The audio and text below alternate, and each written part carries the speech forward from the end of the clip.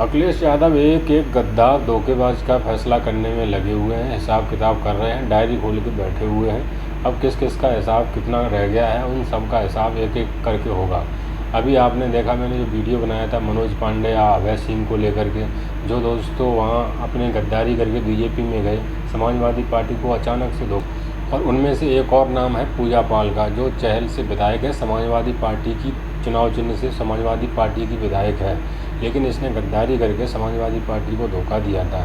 जब इसे कोई पूछ नहीं रहा था, जब इसे कोई टिकट नहीं दे रहा था, उस समय समाजवादी पार्टी या अखिलेश यादव ने टिकट दी थी और इसे प्रत्याशी बनाया था और पूरी तरीके से इसकी हेल्प की थी, सहायता की थी, जब इसे कोई पूछ नहीं रहा था।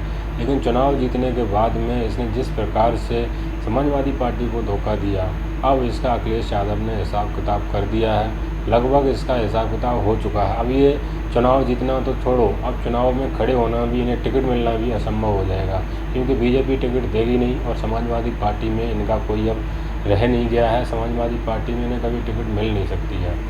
इसलिए अब समाजवादी पार्टी में चहल, कौशाम्बी की सीट है चहल, वहाँ से समाजवादी पार्टी के उत्तर प्रदेश के अध्यक्ष, उनको अब उतार दिया। और समाजवादी पार्टी ने उत्तर प्रदेश के अध्यक्ष, जो समाजवादी पार्टी के उत्तर प्रदेश अध्यक्ष हैं पाल जी, वो अब वहाँ से चुनाव लड़ेंगे, उनको टिकट दी जाएगी।